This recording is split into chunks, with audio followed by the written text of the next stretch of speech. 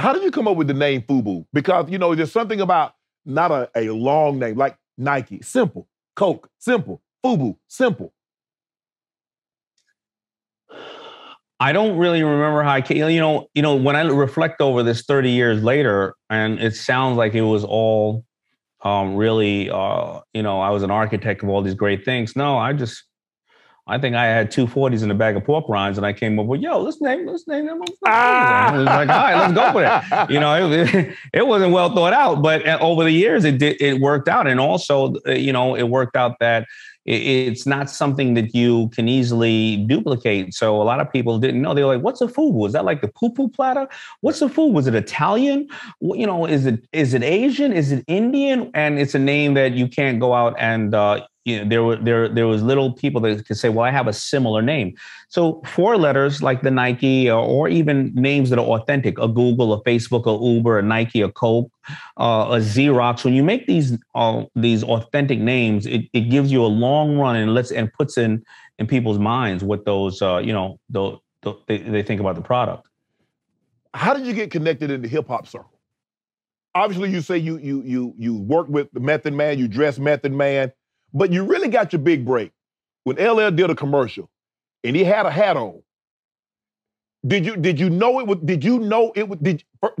was going to wear the hat? And when he wore the hat, did you know you were going to blow up like Nitro?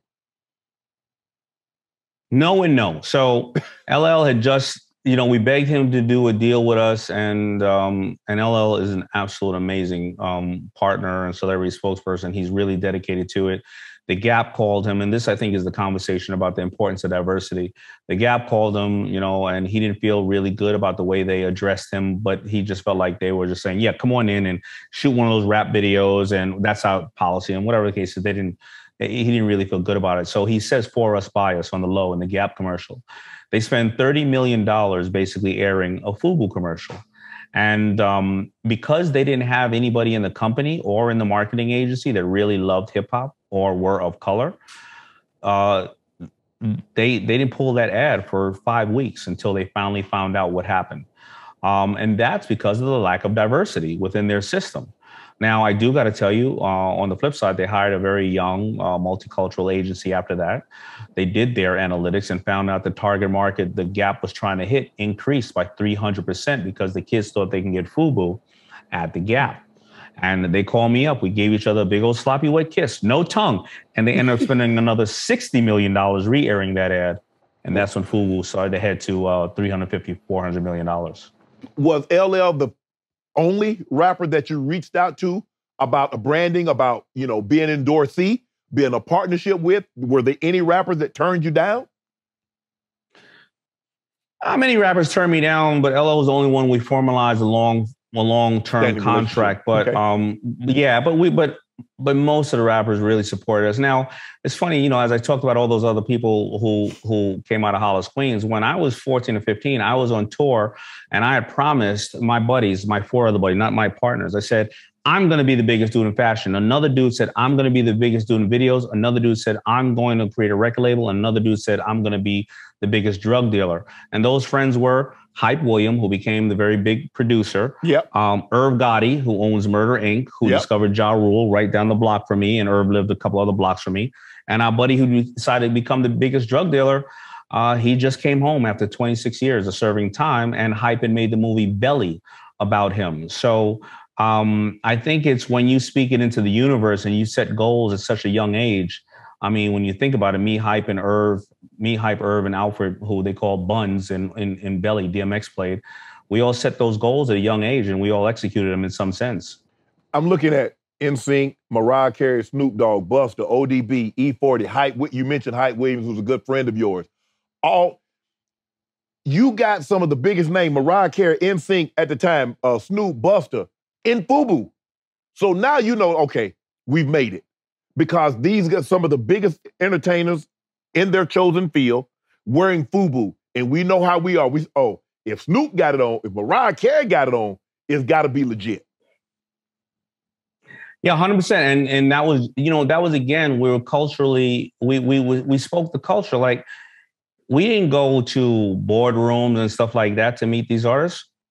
You had to, if you want to meet Method Man, well, you better get ready to, you know, that was Keith's job on my team. You better get ready to be at the studio at 2 a.m. and get smoked out with Method Man. Right. That's just where you're going to meet him, right? And you got to, and you understand, you know, all these people come with a crew. Some do want the bag over here and this and that, but you have to understand the culture. And we were very, and still are very entrenched in the culture of what it was. So we spoke their language.